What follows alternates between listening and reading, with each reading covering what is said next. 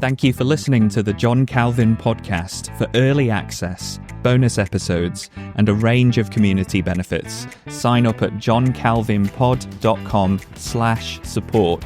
That's johncalvinpod.com/support. I say nothing of fire and sword, and exiles, and all the furious attacks of our enemies. I say nothing of slanders and other such vexations. How many things there are within that are far worse. Ambitious men openly attack us. Epicureans and Lucianists mock at us. Impudent men insult us. Hypocrites rage at us. Those who are wise after the flesh do us harm. Indirectly, and we are harassed in many different ways on every side. It is in short a great miracle that, weighed down by the burden of such a heavy and dangerous office, any one of us should persevere. Well, that is, of course, John Calvin talking about the volcanic events that characterized his time as the pastor of Geneva. The years that we're looking at today are very much the years Calvin is most famous for. So as we were saying in the last episode, he spent 3 very happy years in Strasbourg, getting married, getting mentored by Martin Bucer, getting pastoral experience. And then, because of various political and religious tensions in Geneva, they asked Calvin to come and be the pastor of Geneva again. In this episode, we're going to be looking at the fascinating time that Calvin spends in Geneva. This is going to be quite fast-moving, but rest assured, many of the major incidents of Calvin's life will have future episodes focusing on just them specifically and getting into more detail. But for today, we're going to be moving quite quickly, so don't fear, it's on its way in due course. And for our amazing members, you can actually binge listen to any of these series through early access rather than having to wait for each episode every week, and you can do that at johncalvinpod.com/support. So anyway, in September 1541, Calvin is back in Geneva. Calvin has managed to strike a deal that he will come back to Geneva only if they let him establish a process of discipline and reform, which the city authorities agree to in principle. However, as we will see, Calvin's Geneva years are far from straightforward for him, and throughout the 1540s, he has a number of big bust-ups with the city council, which are fascinating, entertaining, really interesting to get into. So the Genevans and the city council especially are very sensitive to their independence as a city. They know that the only reason they have independence is because of their military dependence on the Swiss Confederation. But the city council are cautious about foreign influences taking away their independence and power, and so they restrict citizenship, along with the ability to vote or hold office to locally born people. And by doing this, Calvin is effectively excluded from the political levers of power. As a Frenchman, he can't vote and he can't stand for office. So this popular perception that Calvin was the dictator of Geneva is not historically accurate. What Calvin does have is his preaching and his program of reform. And he is an exceptional preacher. He preaches completely without notes for about an hour. We'll be having future episodes looking much closer at Calvin as a preacher, but Calvin preaches over 2,000 sermons. And even when he's sick and weak and near the end of his life, he asks to be carried into the pulpit. Such was the supreme importance that Calvin attaches to preaching the word of God. He also writes verse-by-verse commentaries on pretty much the whole Bible except Revelation. And the quality of Calvin's insights, his ability to summarize and apply a text, is next to none, in my opinion. If any preachers are listening to me, go and read Calvin's commentaries. They are brilliant. But Calvin arrives in Geneva, and he immediately draws up this program for reforming the church called the Ecclesiastical Ordinances, including, very famously, the creation of the consistory. So Calvin wants a well-ordered, well-structured church according to Scripture, and so he creates the consistory in 1542, and they are a bit like the moral police, although that's quite harsh to describe them that way, but it gives you a picture of what they're there to do. It was a mixture of 12 lay elders and 9 pastors. And basically, the consistory meet every Thursday to enforce church discipline. Calvin thinks that his ordinances are perfectly clear, that the right to excommunicate and to make decisions for the church more generally only lies with the consistory and not with the political powers, that is the city council. But as we'll see, this will become an issue of huge tension and really explosive disagreement as Calvin's career goes on, because increasingly the city council don't want to surrender their hard-won power and independence to anyone, least of all a Frenchman without proper citizenship. So right now, Geneva is in such a bad state that they accept Calvin's ordinances and the creation of the consistory. We'll look at the consistory in future episodes in more detail because, again, it is so interesting and shocking and funny at times too.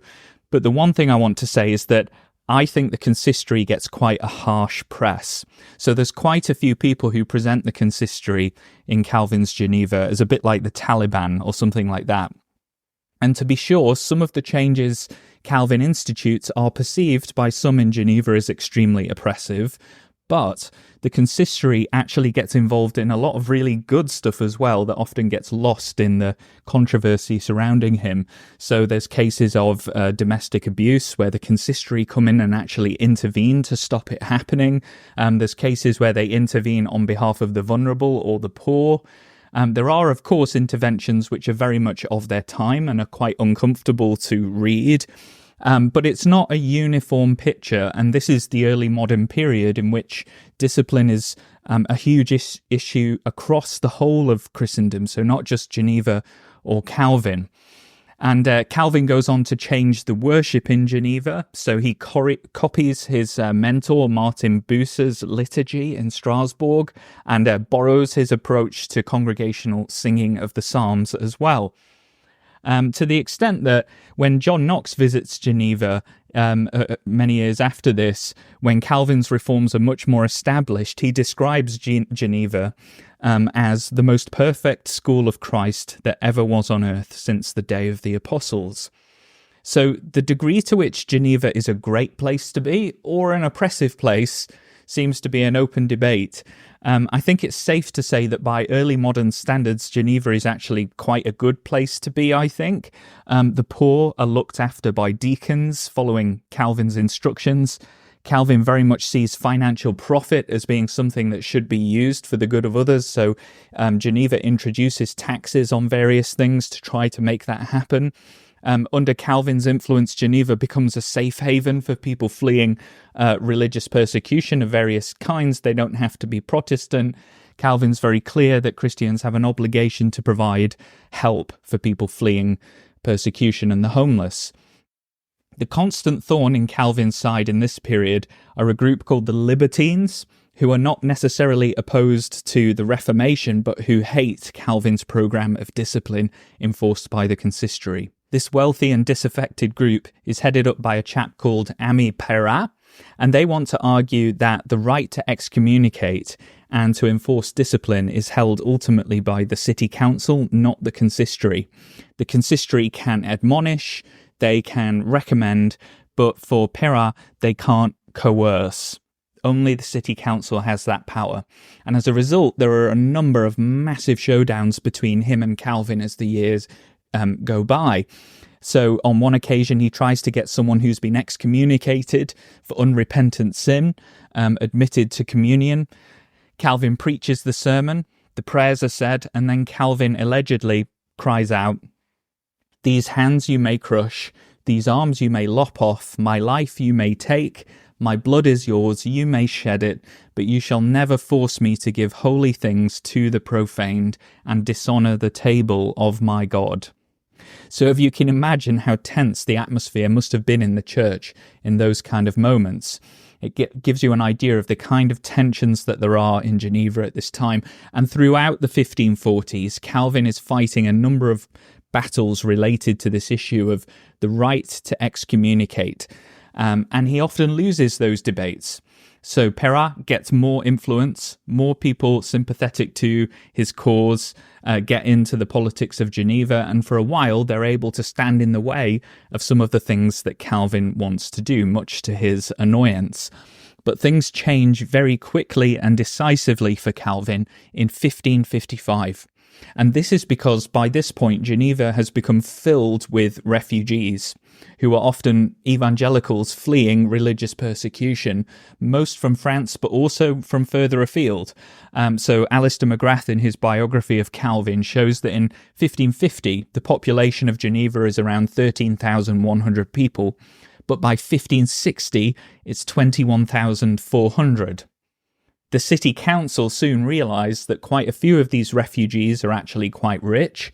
So there's printers, there's merchants, lawyers, and the city council decide that in exchange for a pretty hefty fee, these wealthy refugees should be granted a bourgeois status, allowing them, crucially for Calvin, to vote in Genevan elections. And this is the game changer for Calvin, where the levers of power really do begin to switch.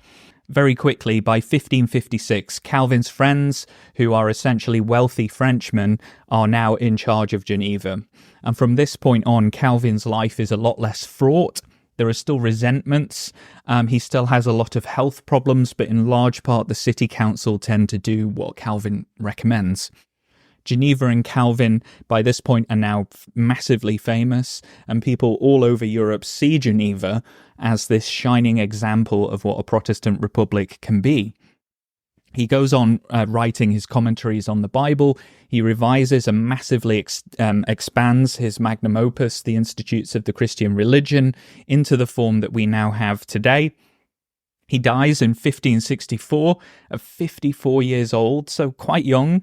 He asks, very humbly, to be buried in an unmarked grave.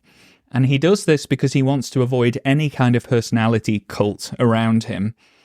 And you do get this sense with Calvin that despite his flaws, he really does believe that this is not all about him. This is about God's will as he sees it, and God's work, and that being the decisive thing people remember about him. And so they are true to his request, and they bury him in an unmarked grave. After his death, quite a few of his enemies and people who resent him in different ways publish a bunch of negative but largely historically inaccurate biographies of Calvin, basically that try to discredit him as a tyrant, a dictator, a bloodthirsty man.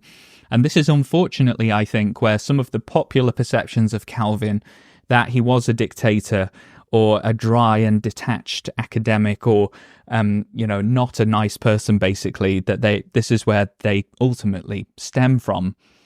Part of the trouble with assessing Calvin today is that there are over 500 years of people either hating him or valorizing him, and therefore getting through to discover the real Calvin behind, as it were, these presentations of him is extremely tricky. Personally, I don't think Calvin should be hated or valorized in an unthinking way. He achieves some truly unique and admirable things, but he's also too flawed to be really valorized as well. And he would be the first to say this as well, because he has this doctrine of original sin that all human beings fall short because of this inbuilt resistance to God's ways stemming from the fall of Adam and Eve. So he would want us, I think, to learn from his life, but I don't think he would want to be hero worshipped. And the fact that he asks to be buried in an unmarked grave really shows that. This has been a very brief introduction to Calvin's life. I hope that you've enjoyed it. We've got a myth versus reality series coming soon, which is going to look in more detail at common perceptions of Calvin to see how accurate or not they are.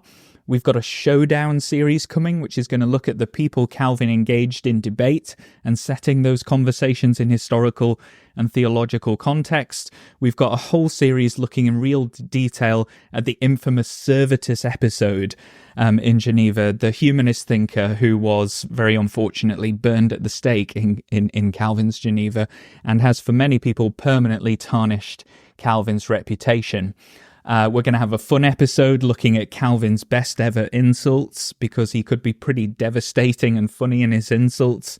So I'm really looking forward to all of that. Thank you so much for listening, and see you next week for some more John Calvin.